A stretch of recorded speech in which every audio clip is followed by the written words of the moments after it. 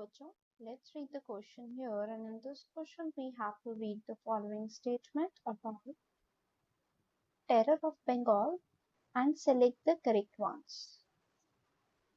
So here the first is that Terror of Bengal is the name given to the water hyacinth Eschornia and algae. Eschornia was introduced in India due to its aesthetic value. Eschornia propagate at a phenomenal rate and drains oxygen from water, which leads to death.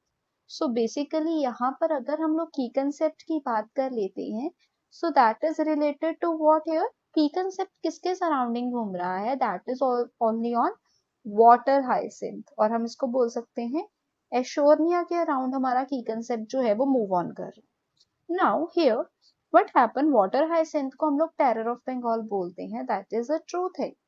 ठीक है. And terror of Bengal क्यों बोलते हैं? इस plant को ना India में क्यों लाया गया था? Because of its aesthetic value.